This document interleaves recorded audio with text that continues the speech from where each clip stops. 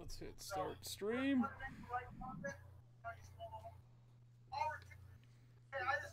Let's go through our mic checks. All right, just let me know when you're ready. Oh, you know what? I forgot to pull up. That. Pull that up. Pull this up. Make sure. I sent it to the crew. That's working.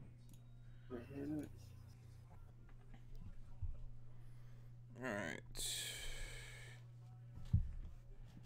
If I bleed tonight, if I am sad. Ladies and gentlemen, welcome to the Lugs podcast. I'm your host AJ. With me, as always, my co-host Ryan. Yo, yo, yo! What's going on there, AJ?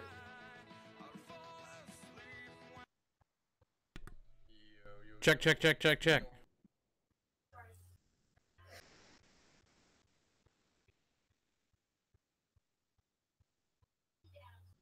That's a solid Texas out of 10-4, good buddy. Yeehaw.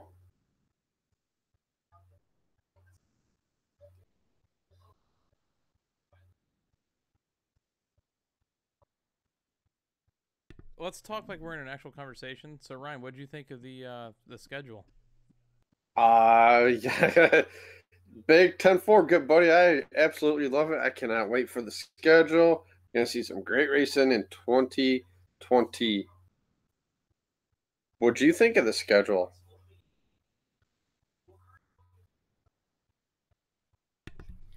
Just pulling up my audio here, making sure everything is working good. Make sure you don't sound like a robot.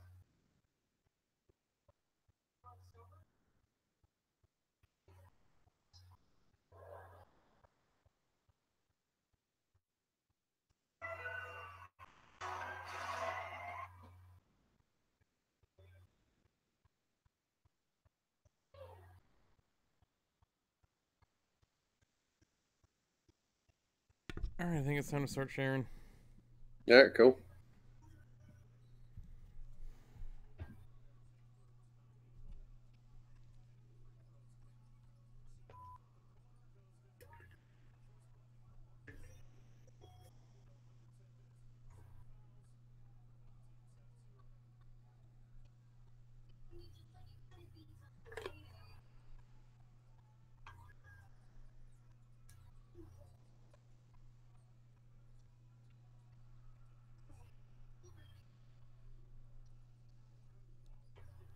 Oh, that was a good one right there. Hi, kitty.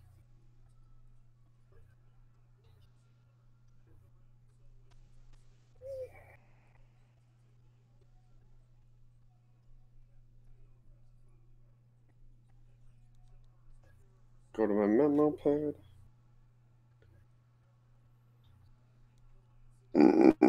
Oh, excuse me. Trucks. I am going with the second pick in the trucks. I told you last night.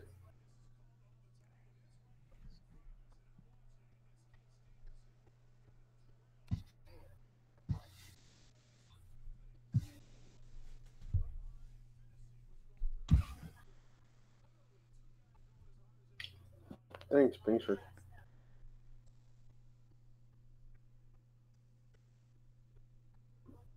Thanks, Dave. Loves you too.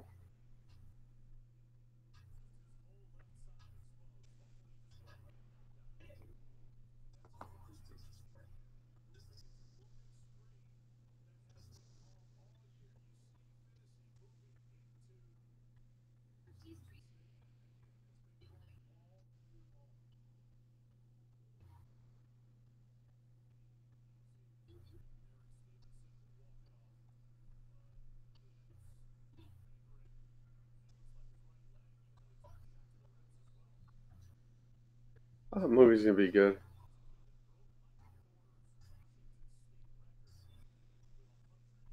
Hi. Hi, kitty. Thanks, guys. Jesus.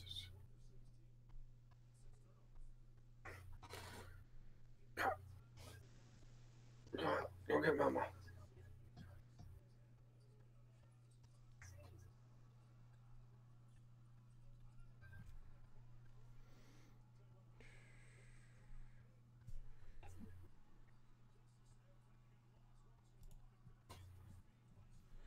Oh. We'll be live at like exactly 7:30. Oh, nice. Holy cow.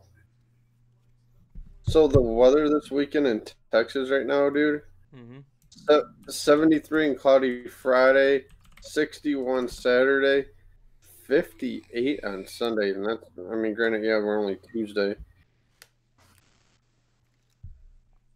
With rain, Let me too. try. I don't know if it said any rain or not, so. There we go. Wasn't looking so good.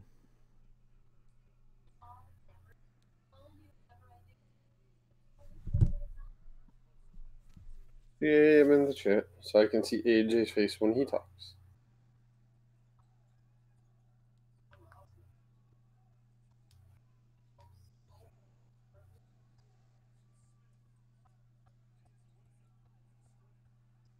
Damn tablet.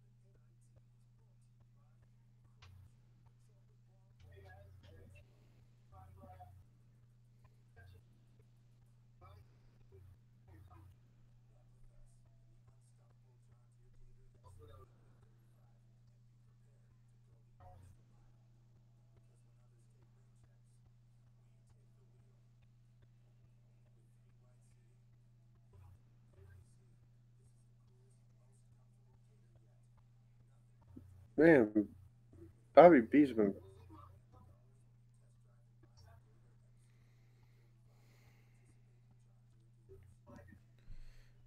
All right. What's going on, Tony? Welcome to the chat. Oh, Chastain is running on the Friday the truck race, so okay, that's my pick. Oh, I almost forgot to put something up here. That I'm awesome. I mean, sure. All right.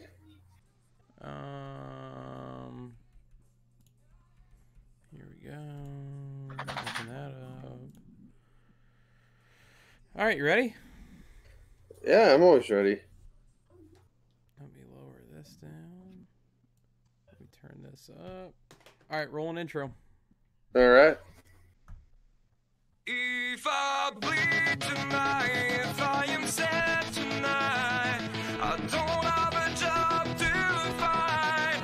And if I work tonight, if I'm so tired tonight, I'll fall asleep when I'm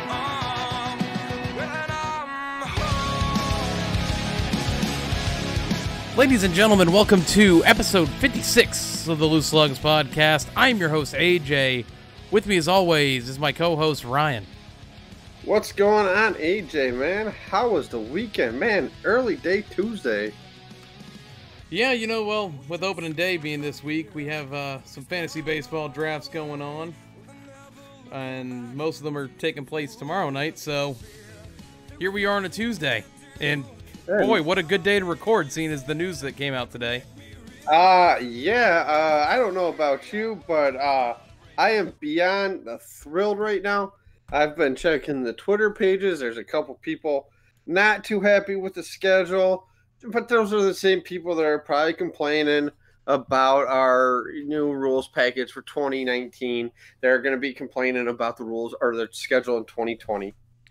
Oh man, I've got to say though, I was very thrilled with the way that everything turned out today with the schedule and all that. So I mean, I'm excited for what's to come here next season. And I've told you this earlier.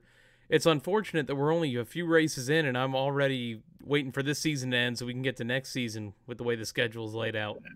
Exactly. Seeing Martinsville under the lights, that's going to be awesome. Daytona being the last race to get in. I know we're going to dive ahead into it. I don't want to get too far ahead. But, AJ, how was the weekend, man? Weekend was good. Friday night softball, Saturday night softball, Sunday a gender reveal for one of my best friends. It was it was a pretty good weekend. Yeah, I saw that. It was pretty cool how they did it with the drag car. It was pretty cool. Watched the video, and Pat was right. The guy almost crashed at the end of it. Yeah, that's Pat's dad, and Pat's brother is the one having the who had the gender reveal. And I was actually telling their dad afterwards. I go, I saw the burnout, like cool, and then I saw that thing hooked dead right, and I was like, uh-oh. Look out! And then something that Pat told me that I didn't realize at the time, I don't know why I didn't point this out, but the door was not on the car, the driver's side door, because they keep that in the trailer for when they're transporting the car. It's just easier to transport it that way. And he said when it hooked right, it almost threw him out of the car. Yeah, that would have been so much for the gender reveal. We got to hurry up and get somebody to the ER now because they fell out of the damn car. Yeah, but it was good. Everybody was safe. Neighbors are probably pissed off, but oh well. Yeah, it happens. Deal with it. What about you, Ryan? Work is picking back up slowly but surely. So worked a little bit Saturday. Came home. The wife and Logan, they passed out for a little while, and I watched the truck race and did a little bit of cleaning around the house. So pretty much chill at home mode right now. So until Logan gets a little bit older. You've had some March Madness too to be watching at the time during the times where you get a second. I've been watching all Michigan games. Go Blue, another Sweet 16 appearance. Awesome to see. And you know what? I said this earlier in the year about the Michigan State Spartans, and it's been a while since they made it to the Sweet 16. Well, they finally made it to the Sweet 16. Good for them to see. As much as I hate saying it, I'm a Wolverines fan through and through, but nice to see some 3 Big Ten teams actually in the Sweet 16 with Purdue, who's looking fantastic right now. They're going to be a tough team to beat. Yeah, I mean, I had Florida beating y'all in the round of 32. I think Oops, that's what it was. And then I had Florida losing to I don't know, whoever the hell was next. Texas Tech? Yeah, Texas Tech. That's who the Wolverines play Thursday, approximately 9:39 tip. So I'm going to need the Red Bull at work on Friday. Oh, yeah. Man, it's weird to keep paying attention to a sport where I don't have any dog in the fight. Oh, yeah. Well, Duke UCF was probably one of the games of the tournament, and how that ball does not drop for UCF to knock Duke out, to kill almost everybody's bracket, including mine. Unbelievable game, unbelievable finish. I did end up seeing that. Well, Go ahead. I don't get how that ball does not drop at all. It hit every part of the rim you can think possible. Doesn't get the roll. Duke advances, and I tell you what, that was Duke's pass right there. They're going to come out with. I think they're going to come out swinging on. I think they play Friday night. Man, I don't know how, and I was looking at this on my bracket. I think it was yesterday. I was looking at it. I have all but 4 teams right in the Sweet 16. I was like, you know what? I'm doing all right. Doing all right exactly. So far. After Thursday, my East bracket was absolutely destroyed, but a couple teams I have.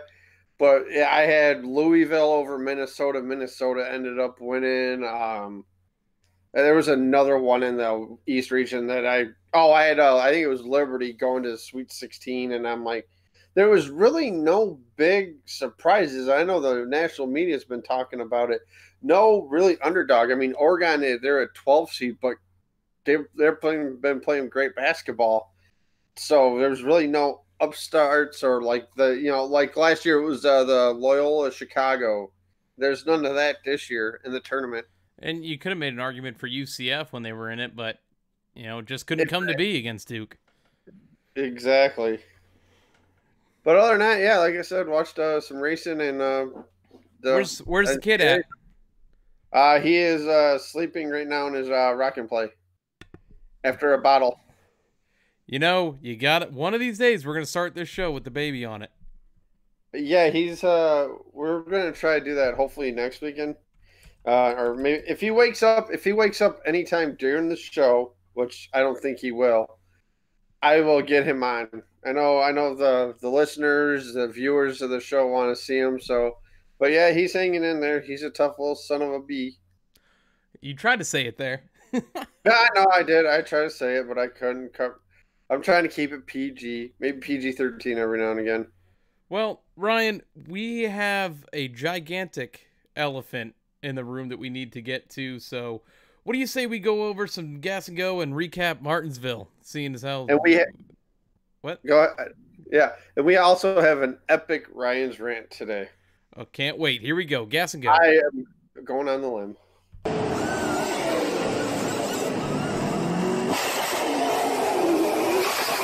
Gas and Go is where we recap the past race weekend, and on Saturday afternoon we had the Camping World Truck Series from Martinsville, and Kyle Busch cruises to win number 201. Yeah, he did. He definitely, again, great truck. I mean, we can go to the Cup Series now. I mean, but no, that's about it. that really is. I mean, Ben Rose didn't have, had a shot there for a minute. The good thing about Martinsville, though, is a lot of the truckers, I didn't see it much during the Cup race, they were using the bumper to get the guys out of the way. Hey, get out of the way. I want to pass you. I think it was Matt Crafton or somebody's truck that was all beat to hell in the back end of it, the bumper. Moffitt had damage on his truck, too. So, but all in all, I thought it was a good race. He had some good racing throughout the pack. I mean, lead changes, which is always a good thing. I mean, Kyle did led a lot of laps too. Yeah, he led 174 laps in that one. The one guy I had my eye on the entire race was Ross Chastain, though, your Stage 2 winner. I thought he could have been the guy that did it. And Ryan, I don't know about you. This would be my strategy when I'm trailing behind Kyle Busch on a late race restart. I'm not using my brakes getting into that corner. I'm using that back bumper of, the 18 or the 51 or whatever truck he's running or car. Yeah, especially in a short track like Martinsville. He's won enough. At it. Yeah, exactly. He can get crashed out, so we don't need that. Yeah, I wouldn't be too opposed to seeing that. You wouldn't hear any complaints out of me. I just think I think he only has 2 more Truck Series races left to go. Yeah, this weekend at Texas, and then I don't know when the last one is. Charlotte. Is it Charlotte? I think Charlotte. I do believe it is Charlotte. Late caution sets up a entertaining finish, though, because realistically, on that last restart, you had 3 trucks that could have won that race right there. Yes, you did. I say the top 4 could have won that race. Like I said, though, just drive that in a little bit deeper. Don't use as much brake. Go for that championship. Go for the win. Hey, he's not here for points. No, he's here for wins and bragging rights. Money. Yeah, money for his sponsors. Your stage winners in this one. This is a really short one.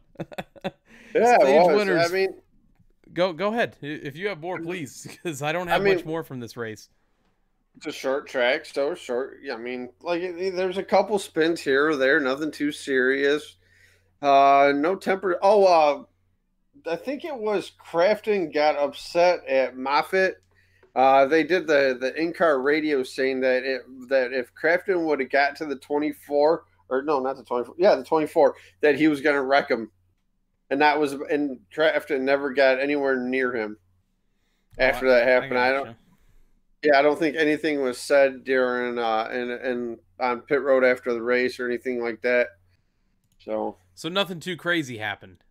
No, not really. I saw a majority of the race, and I didn't even remember that part when I was filling out the show sheet. Hi, Katie. We got our special guest Binks here now. I don't know if you can see him. Your stage winners this one: first stage, Kyle Busch; second stage, Ross Chastain. Your race winner was Kyle Busch. Your top 5: Kyle Busch, Ben Rhodes, Brett Moffitt, Ross Chastain, and Stuart Friesen. Your playoff standings following Martinsville. I tried to say Texas for some reason. Stuart Friesen, Grant Enfinger, Austin Hill, Brett Moffitt, Johnny Sauter, Harrison Burton, Ben Rhodes, Matt Crafton, and that rounds out your top 8. It's 8, right? Now, yeah, 8. Yeah. Here's the thing I have for you. You know how Ross Chastain's been running the majority of this the season? I think he's going for an Xfinity championship, if I'm not mistaken. Why not go after the truck title? You know, you got a limited bunch there, and Ross seems to, whenever he's in the truck series, runs, up there with the leaders and all that. It's a good point. But, I mean, he's trying to make that step into Cup where he can land a good Cup ride, and if you can compete in the Xfinity series, then you're one step away, Exactly. I like that truck's been good every single week that he's been in it at Daytona, starting at Daytona, and then this past weekend at Martinsville. Yeah. Next race is Texas this Friday night. A late start, 9:00 p.m. Eastern on FS1. And also the Xfinity's series next race is Texas on Saturday, 1:00 p.m. Eastern on FS1. So we have all 3 series in action next weekend. Yeah, good old Texas. No limits, Texas. With a bunch of new changes that we're going to get into here, too. Moving on, we got the Monster Energy NASCAR Cup Series from Martinsville on Sunday, and Big Bad Brad absolutely dominates in win at Martinsville. You know what that looked like? That looked like John Cena right there in a championship fight is what that looked like. He dominated that whole thing. Oh, yes, yeah. From start to finish, it was Keselowski's race. He led 446 of 500 laps, swept all the stages, and it's just a continuation of the Penske and Joe Gibbs Racing dominance that we've seen this season. Yeah. It's sad too. I think only 3 drivers led this race. Logano led the first 5 or 6 laps, and then Keselowski's like, get out of the way, took over, then Chase. Yeah, he even moved him. I think that's a payback for Vegas, because I remember Keselowski saying, I didn't race my teammate hard enough at Vegas, and this is what happens. Short track, go ahead, put the bumper to him. I've seen Boyer and Harvick. Boyer, what teammate of Boyer's didn't he not hit? I don't think he hit Suarez. But Almirola, oh, man, he's great on Radioactive today. That was awesome. But yeah, only 3 drivers. Chase Elliott leading 49 laps, which is pretty much every lap that Brad Keselowski didn't lead, just about. Yep. I thought it was going to be late in the race when Chase was in the lead. I was like, you know what? That could be the car that wins it. The second to last pit stop, they had a hang up on the left rear, and it totally messed them up for the rest of the day. Even on that final pit stop, just didn't have anything. Got in with Kyle Busch on pit road, and Kyle Busch, there's a guy who came on late in that race. Yeah, he was nowhere to be found for the first 450 laps. I'd say 450 laps. He was nowhere to be found. Third place, him and Chase had a great battle. Like Keselowski pull away. And you and I were talking about this earlier on the phone. If Chase Elliott makes that move a little bit earlier to go to the high side, maybe he catches Brad. Maybe he puts the bumper to him and gets to the victory lane. I know Jeff said it on the TV broadcast, and Chase said it after the race. Maybe if I tried that move sooner, I would have been there. I was just hoping he would have drove that car, like we just said with Kyle Busch in the truck series. I wish he would have just drove that car in a little bit deeper, not used so much brake in that final corner. I wouldn't. I don't think there would have been anybody batting an eye if Chase put the bumper to somebody for the win. I think it was what was it? The Eric Jones car, like the front part where the tire is. there was like a gap missing. Like he looked like a hockey player almost if he had teeth, and then the back end was all tore up. He was on radioactive as well. Yeah, we had another thing I pointed out, Ryan, is we had another solid crowd this weekend, and you could see empty bleachers on TV, but I think it looks better than it did last year. This race got better ratings than last year, even though you got to think last year's was raced on a Monday, so your ratings are going to be diminished a little bit. Yeah, we had the snow race last year. It was the snow. Question for you. And I got an answer. Chevy struggles again. Besides Chase finishing second and Austin Dillon, I think, finished 13th. Man, I don't know what's going on with the Chevy group. Oh, you watched practice Saturday, right? You seen Johnson, Bowman, Chase, all these Chevy drivers up in the top 5, 6, top 10 of practice. Qualifying, Byron had a good qualifying until he failed the pre-race inspection, had to start at the rear of the field, which ruined his day. But like you said, what's going on with the Chevys? I said it last week. I figured this week would have been the bounce back for him. That's why I picked Jimmy Johnson in the pick 'em. And the wife's shaking her head. It's like, yep. And the wife's shaking her head like, I told you so. I told you so. It's probably what she's like right now. Yeah. But she gives me the thumbs up. But I don't know. I hate to say that, we're going to Texas now. Let's see what happens here. You can say, let's see what happens in Texas, seeing as how you're back from what really was a test session over on the West Coast with Vegas and California, Fontana. They show so much promise in qualifying and practice, and then it gets to the race and the cars are dead. I think they should worry about race. I don't care where you qualify at. Look at Matt Kenseth. Some of the races he won. 35th, I'm just going to go up and win the race starting from 35th. Short track, yes, definitely, because with the way these cars are going now, lapped easier. But Chevy's got to get their heads together. Look at the Mustang, obviously. Yeah, I remember, what was it, last year? Brad Keselowski stated, we're going to be at such a big disadvantage. Or was it, I don't know if it was changing the Mustang or it was the last year of the Fusion. He said something like that. But look at the Mustangs winning races. I think the Fords has got, 3 wins this year? If I'm not mistaken. 3. I know it's 3 for sure. Yeah, with 2 from 2 Keselowski, 1 Logano. Yep. And then Toyota's won the Toyotas. So 3 and 3. Yep, 3 and 3. Yeah.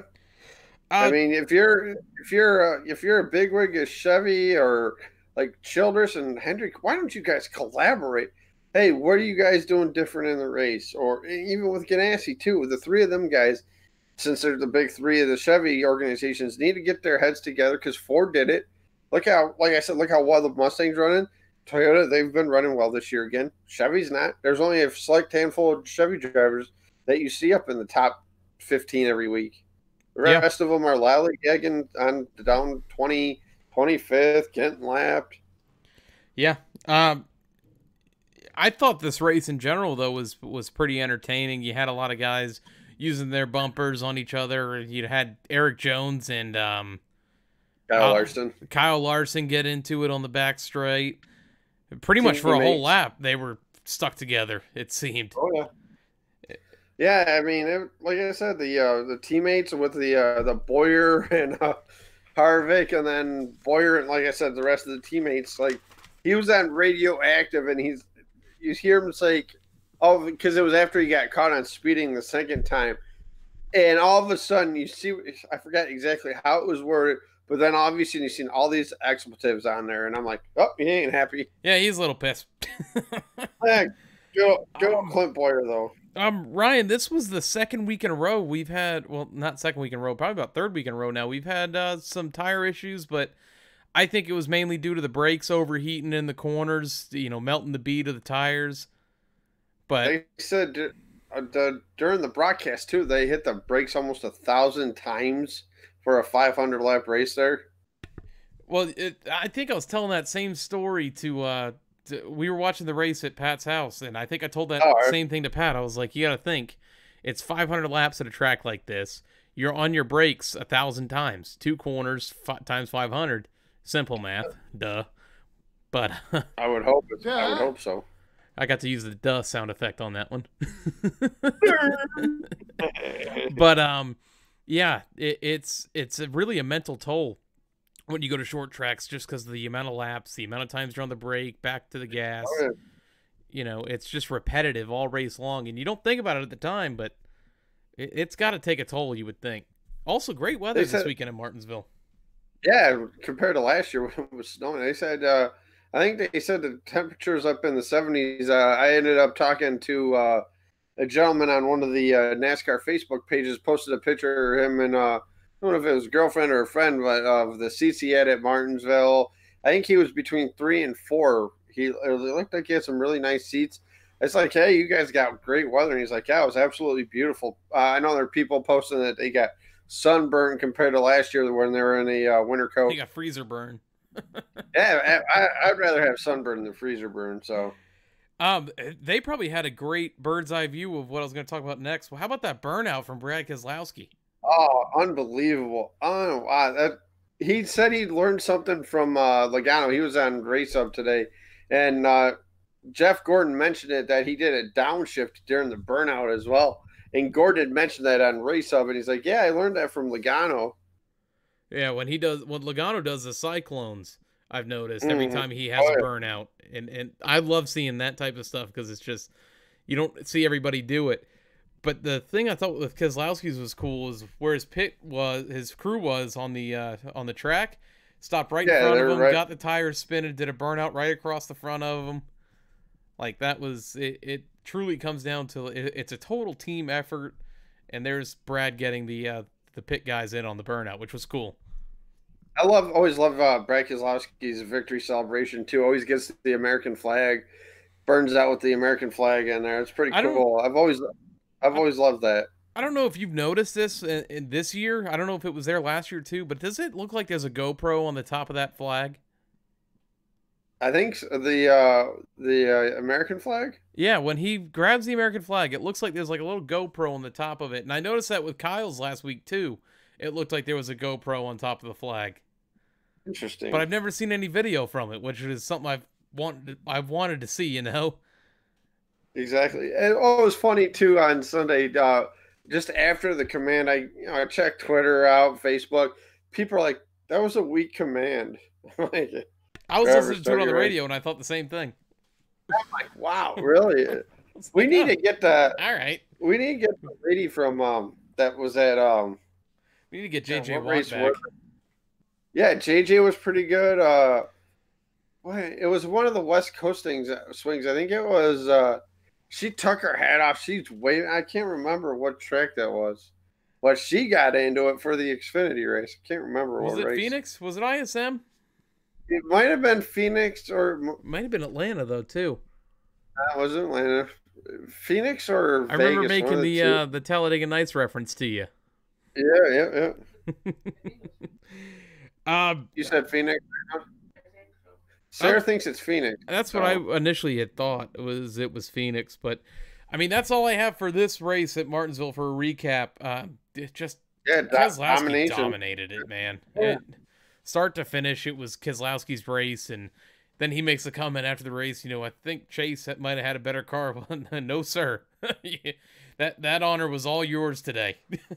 Well, it was weird too because I've seen people dominate races. We've all seen drivers dominate races, and I'm waiting for Twitter because Bob Parkus, that's who I follow to get all like the information. There's a lot of other people I follow for like the tech inspection after the race, and he's like, yeah, he 2-car clean, good victory, and I'm like, wow, I was like impressed with that.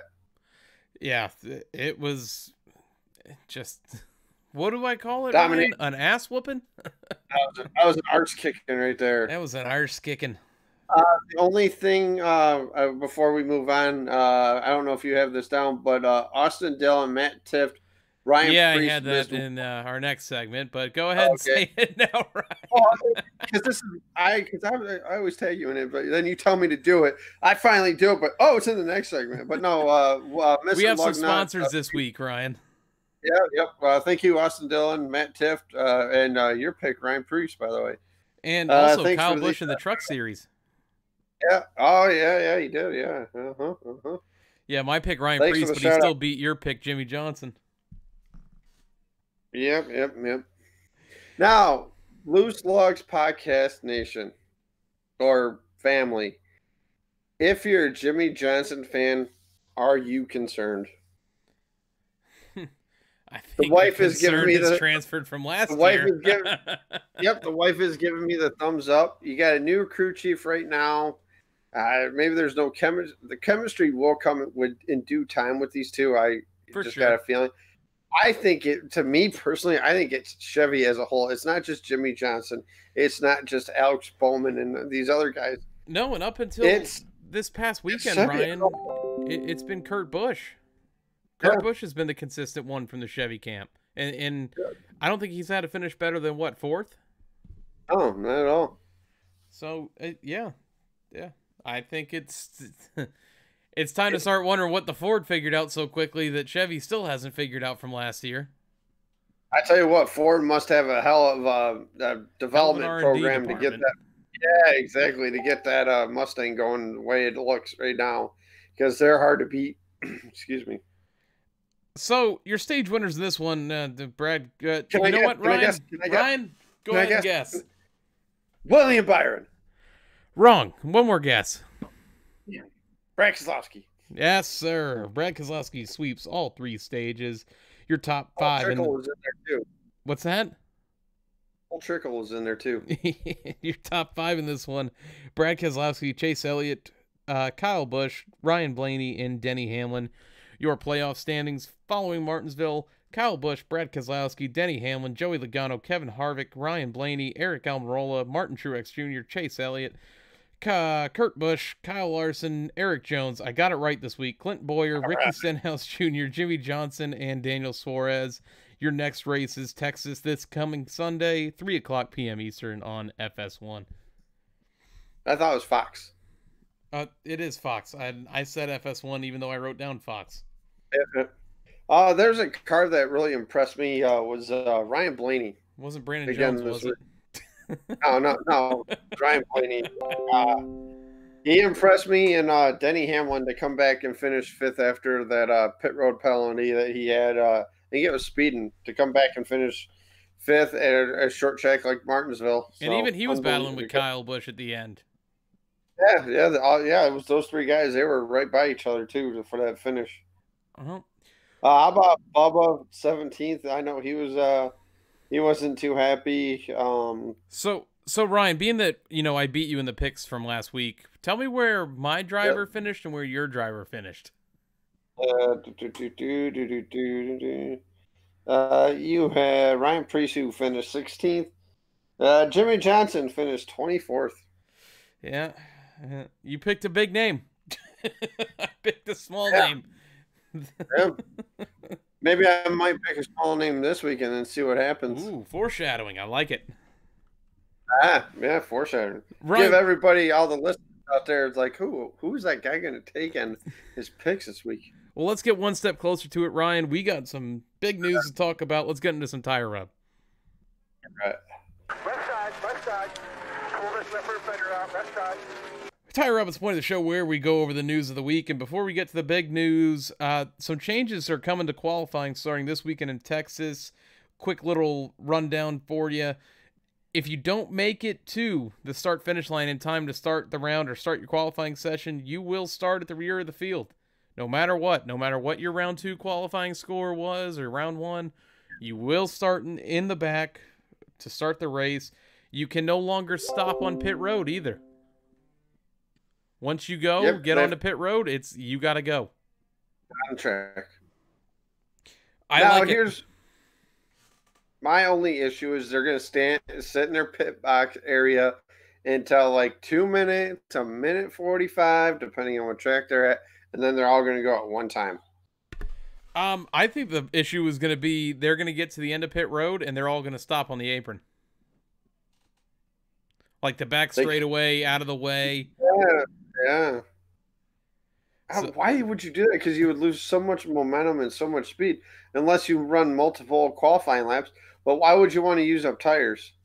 I don't know. It was just my thought when I initially read it, but I think it's going to benefit a little bit. I think you're not going to see so much of the drivers not making it to the start-finish line anymore, for sure.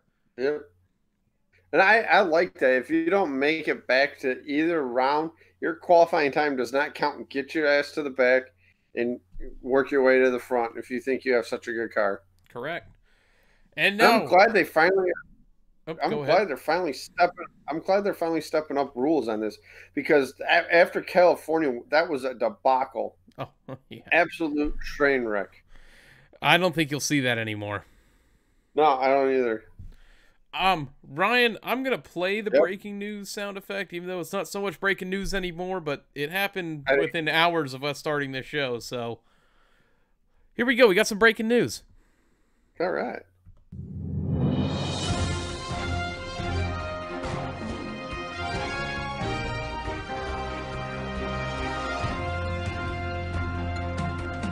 All right. NASCAR has released the 2020 Monster Energy NASCAR Cup Series schedule. I had it written on here as a show sheet because I did it last night. It was expected to be released this week. I didn't know it was going to be so soon. And boy, Ryan, do we have some changes. And they are all for the good. So here's a quick rundown of the schedule before we dive on into this.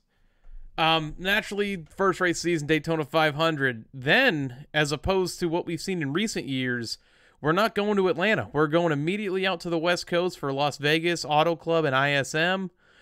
Then we come back from the West Coast to race at Atlanta. Homestead, no longer the final race. It's been moved to March 22nd of 2020 to be exact. That'll be the Homestead race. Then you go to Texas, Bristol, Richmond, Talladega, Dover, Martinsville, that Saturday, it's listed as Saturday on the schedule. They're running that race at night under the lights. Awesome. Cannot wait. And that is Mother's Day weekend. You better believe I am already started to try to plan to get out there for that. I've never been to Martinsville. Always wanted to go, and to be there for the first race under the lights would be pretty special. Yes, it would. Then you have the All-Star race. The following week is Charlotte, then Kansas, then Michigan, then Sonoma, then Chicagoland. Another new twist to the schedule this year, or next year, Saturday and Sunday, June 27th and 28th, both races for the Cup Series on back-to-back days from Pocono Raceway. Ryan, what do you think about that? Racing Pocono back-to-back days.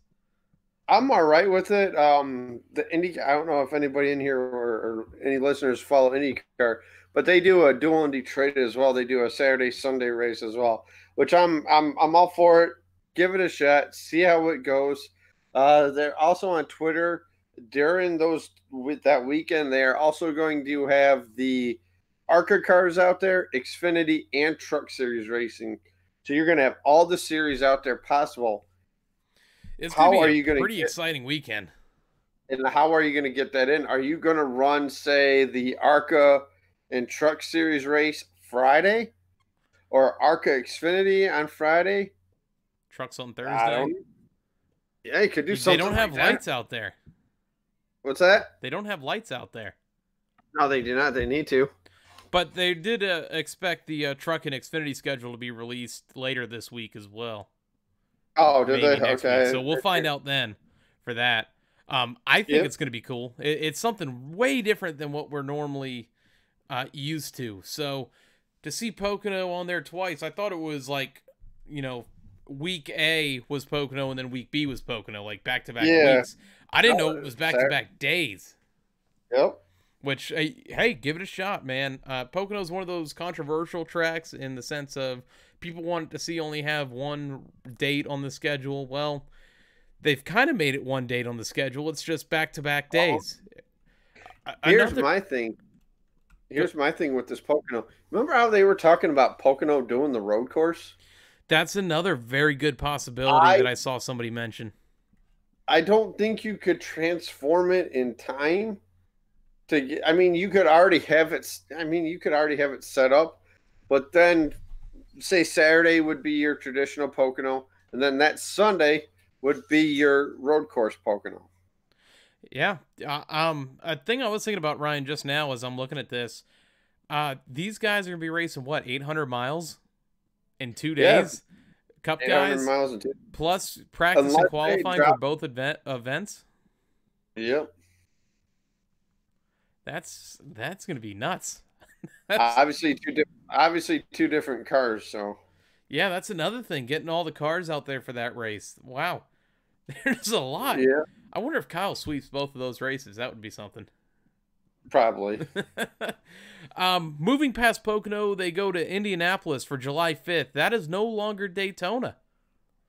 Yeah, I've said it, guys, years past, previous episodes. It's just NASCAR trying to get Indy to mean something when it's strictly. It could draw, though, being that it's July 4th weekend. You're at one of the most prestigious racetracks there is, in motorsports. You could draw a bigger crowd.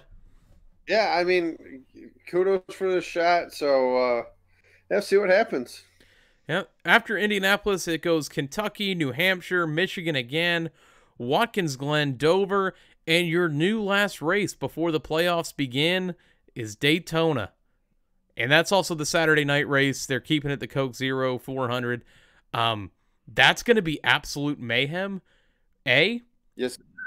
And B, I'm glad that I get to go to 2 Daytona races a year again.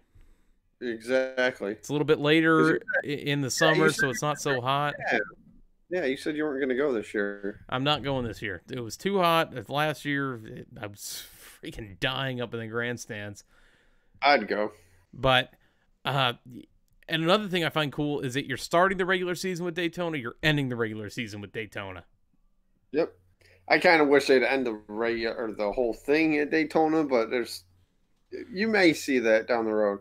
I just give them an A+ because this is going to be absolute insanity for Daytona capping off the race before the playoffs begin. You thought the 500 was insane. You thought the July race was insane. You haven't seen nothing yet till they make this the last race before the playoffs begin. You got guys that are on the outside looking in that if they get a win, they can move on. Think of guys too, like a Stenhouse, like these guys that run good at Daytona, like a David Reagan. Who's another guy we can throw out there? Maybe a Chris Buescher type of guy that, I mean, granted, yeah, it's the new rules package. We're going to see how that plays out in a couple weeks. Look at Ryan Newman. Yeah, Ryan Newman is a good example too. Hey, William Byron here. I mean, he could win. So Daytona being that last race is just going to be absolute mayhem for all these people trying to get in. There's not going to be like a fuel mileage gamble at the end. It's going to be crazy. If your car survives, you're getting in. Then we get into the playoffs, and the first 3 races of the playoffs to me are awesome. Perfect where they are. You've got Darlington to start the playoffs, then Richmond, then the Bristol night race making its debut in the playoffs, which, dude, this is a beautiful schedule. By the way, a good friend of the show, Jeff, his birthday is that weekend during Bristol, so that'd be a good birthday present, wouldn't it? Hell yeah, brother. Then we go to Las Vegas to start the next round, then Talladega, then the Roval. And then your final 3 races before the championship race are Kansas, Texas, and now Martinsville is an elimination race. With that being said, I'm okay with it. ISM Raceway, Phoenix Raceway, PIR, whatever you want to call it now, makes its debut as the finale race to crown a champion. It's a driver's racetrack. It's not a racetrack where if you dominated in the past, it means you're going to win this race now because the track has changed so much with the reconfiguration and all that. That's going to be an awesome race to cap it off with. I heard that their plan is to keep ISM there for the next few years. I brought up the idea of maybe treating it like a Super Bowl type of thing with football. You change the location every year. I'd like to see that finale race be like a revolving door of different tracks. Yeah, you could do that. I mean, there's tracks that you could still do it at.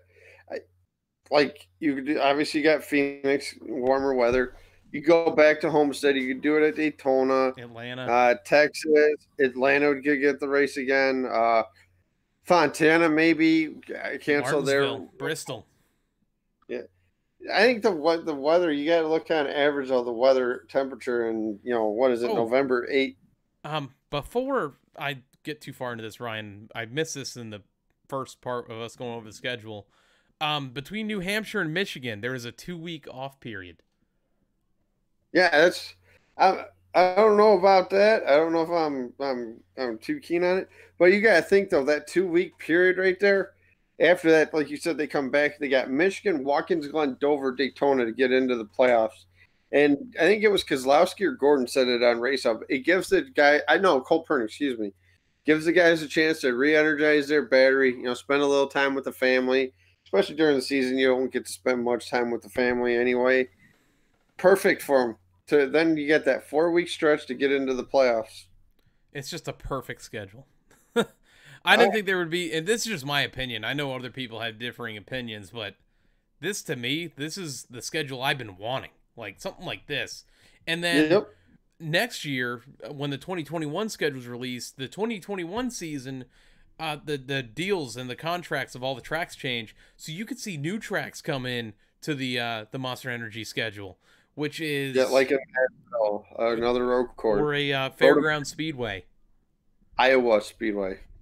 This is a lot of good changes coming, man. I'm excited. I'm pumped for it. Whew. I know there was talks about doing races during a weekday. Steve O'Donnell said it best. He's like, our fans come from great distance to go to some of these races, to camp out, to see everything, and to a midweek race. I would say a Friday night maybe do a Friday night race, but I couldn't see a Wednesday or Thursday. I can't see it. I know the trucks run the Bristol night race. They run their race, truck race, Thursday night. Obviously, they do the dirt derby on Wednesday, I think. But I don't see it happening. Yeah, I don't see that being feasible. It's just I've never seen a midweek race, and I don't think that's going to appeal to fans as much. I mean, for a TV audience, yes, but not for fans going to the track. Yeah, unless you live, the area of the track, I don't see anybody going to the race. I honestly don't. Not to cut into anything here, Ryan. I know we're a racing podcast, but the NFL just made a big rule change. What's that? All offensive and defensive pass interference calls and non-calls can be challenged starting in 2019. We're gonna have like 4 or 5 hour games now. No kidding. If you have the opportunity. More breaking news. Did you do the sound effects? I did. I played a little short clip of it. It's just insane. Yes, it is. And what was I saying? As long as the coaches only get the 2 challenges, still, I'll be all right with that. But man, you might see 5-hour games if they get multiple cracks at this. Yeah, that's nuts. Anyway, back to the topic on hand. yeah, the schedule. What? Can I go on a rant? Go ahead. Let me go on a rant here. It's not often I do one of these on the show, but I feel like this one's needed. You see me sit here and say that this is a perfect schedule. That's my opinion, and everyone is allowed to have their own opinions. But the amount of people I have seen bitching and moaning on Twitter and Facebook and all over the place about, oh, you changed the schedule, you messed up the schedule, that's it, I'm not buying my tickets anymore to such and such race. You morons. The people that are complaining like this, I'm not saying everybody, I'm saying the people complaining, saying that they're going to stop using their tickets or stop paying for their tickets and they're done with the sport. You have been asking for this. You've been asking for a change up in the schedule. NASCAR does it, and now we're going to cry about it? It's like a couple weeks ago with the rules change. I posted that tweet with a little Pikachu face. Like fans complain about the schedule change. It was fans complain about the rules package. It says it needs to be changed. NASCAR changes it, and then Pikachu face. That's exactly what this is.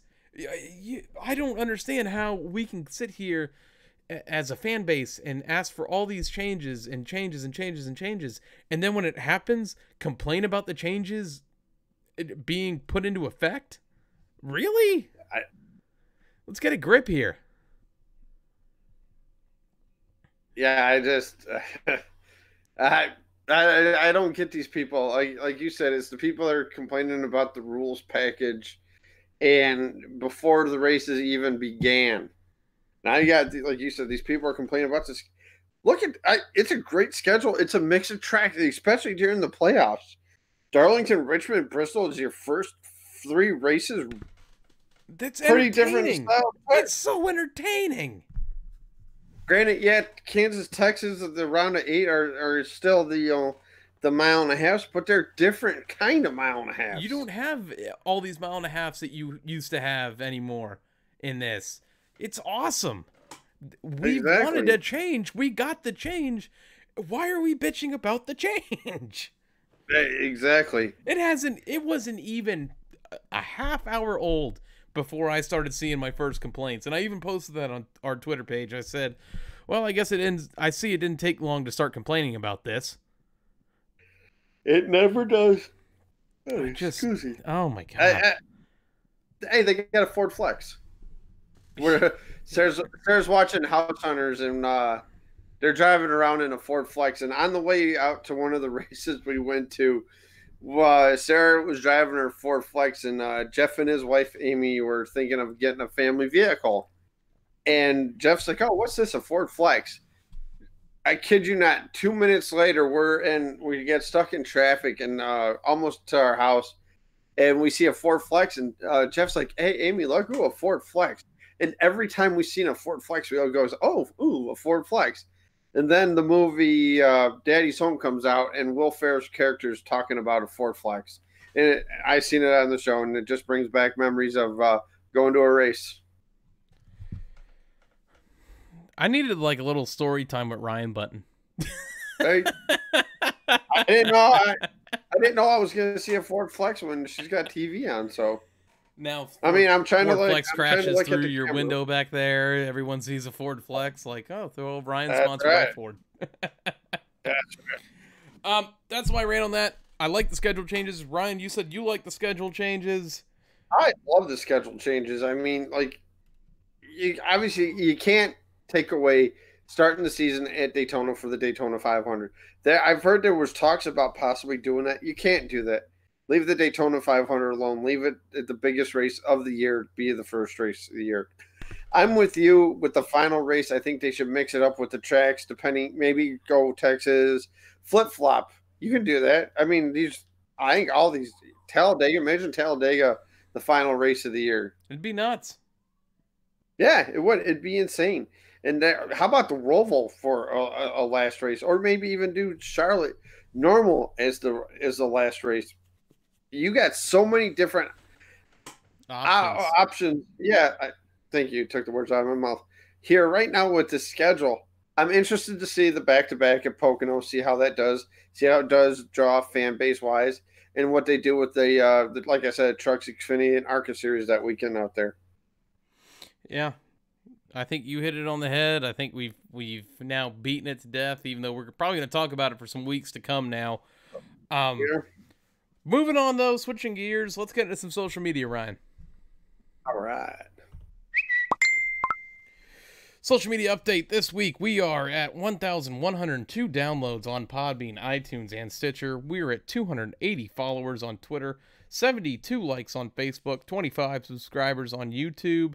New follower shoutouts this week include Lego My NASCAR at Lego My NASCAR.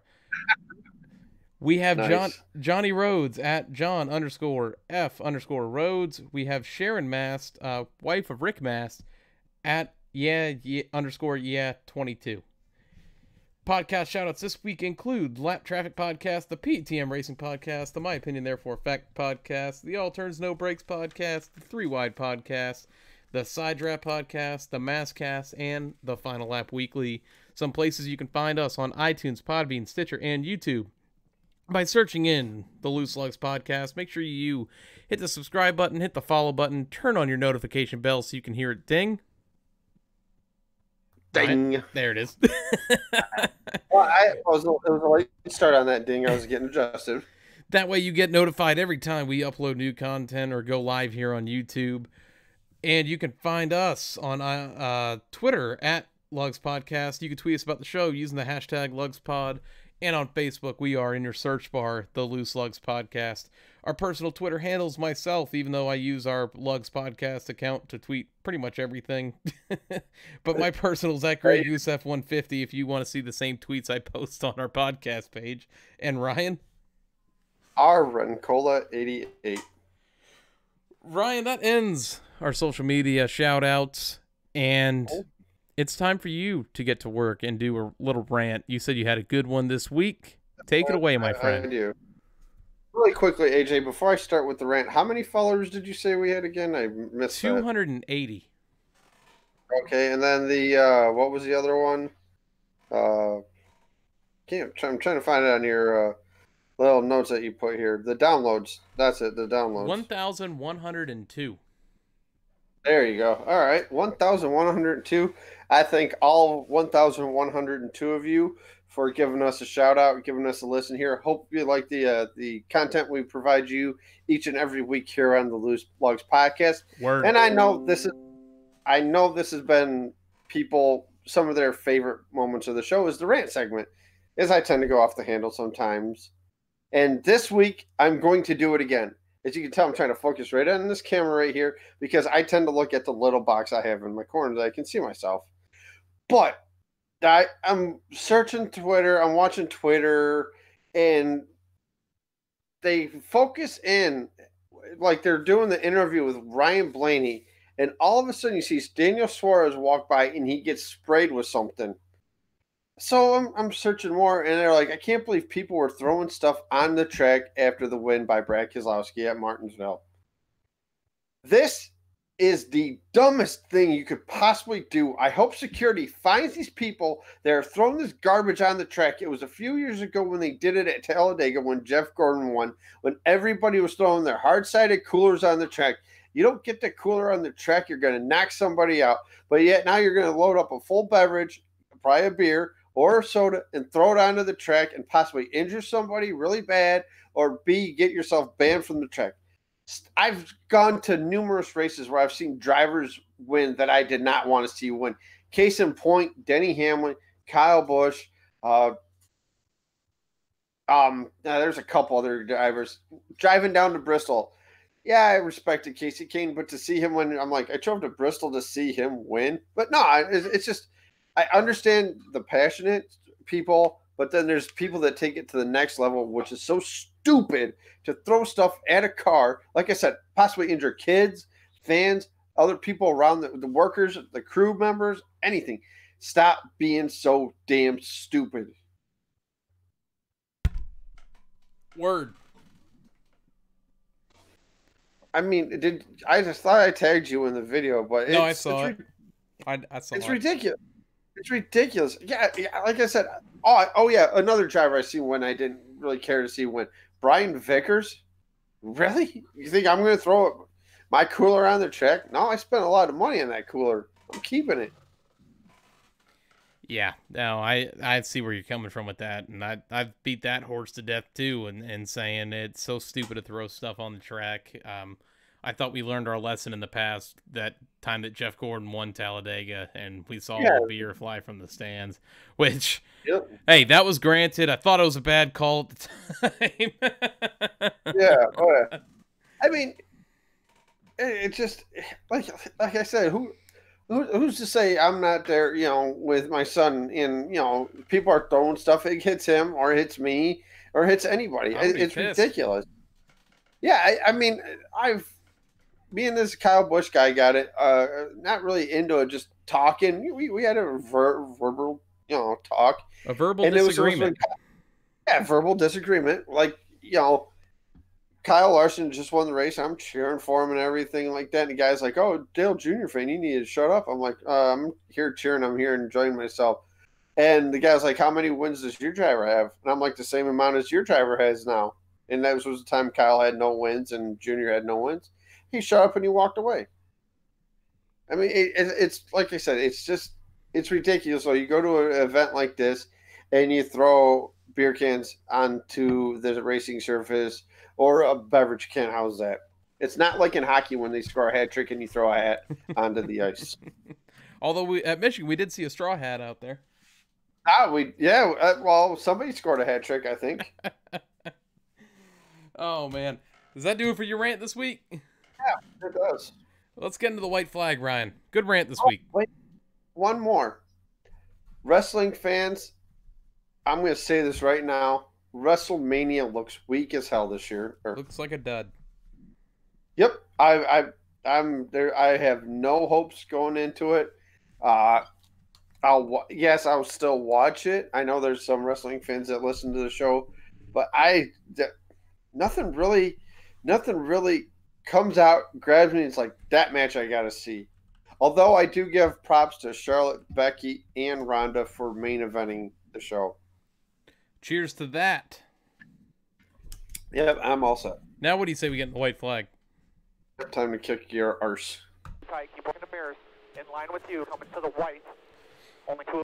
Now, Ryan, you said you're going to kick my arse, but I kicked your arse last weekend. I get you back with another sweep with Ryan Preece in the Cup Series, and goddamn, I can't remember who I picked for the Truck Series now. Myatt Snyder. I had Myatt Snyder. You had Matt Crafton. I beat you in both those races. I also regained the season lead, 8-7. This week to predict Martinsville or predict Texas, Whoa. I go first. In the Truck Series, I'm going with the 4 of Todd Gilliland. Good pick. I'm saving him for a little later on in the year. I am picking a guy we actually ended up talking about quite a bit on this podcast. I'm picking the watermelon farmer, Ross Chastain. Get it done. Good pick. In the Xfinity Series, I'm going with the 22 of Austin Cindric. I'm going to go with Brandon Jones. You know, Ryan, every week I make the mistake when I'm reading through the names because I just put in the last names when I'm filling it out. And I'm like, Brandon Jones. And then I'm in the Cup side, I'm going Eric Jones. Yeah, I had to do that right there. I had to get you back, so. On the Cup Series, Ryan, I'm going with the 12 of Ryan Blaney. Good pick. He's due to win. He is due to win. I'm picking a guy that surprisingly has not won this year. Give me the number 19 of Martin Truex Jr. My sleeper, I'm going with the 20 of Eric Jones. You're not? Are you sure it's Eric? Okay, Ryan. I'm giving you a hard time, bud. I'm going to go with Daniel Suarez. Now, Ryan, you mentioned you're going with Martin Truex Jr. There's a guy who has got to be looking at next season's schedule, going, "Damn it, only 3.5 miles in the playoffs." yeah. He's never won at a short track. I think he's due this year. Car's shown some speed. He's not really good at the qualifying aspect of it. But he's been there, and we don't have to necessarily win. I just have to finish higher than you're good. I'm looking forward to Texas this weekend, though, just because we are taking what we learned in the previous weeks out on the West Coast from Fontana and Las Vegas, and now we get to implement it back a couple weeks later. Teams have had more time to kind of look over their notes and see how to set the cars up the way they want to. I think it's going to be a fun weekend here. Should be. Going to be a good race. 3 o'clock on Fox. 3 o'clock on Fox. That does it for me, Ryan. What about for you? Does it for me. Guys, looking forward to this weekend. Awesome to see the 2020 schedule out. Going to be a fun and exciting weekend at Texas. Hopefully the weather cooperates, mid-50s on Sunday. So if you're going out to Texas, enjoy yourselves. We will see you at the track. Everybody enjoyed Texas this weekend. Thank you to Tony for coming out in our chat tonight. Thank you for tuning in on the live stream if you did so, even though if you didn't chat in this, it's all good. Thank you for downloading this podcast on iTunes, Podbean, and Stitcher. Texas, everything's bigger in Texas. Let's see how the racing is this weekend, Ryan. Exactly. All right, we're out. We'll see you next week.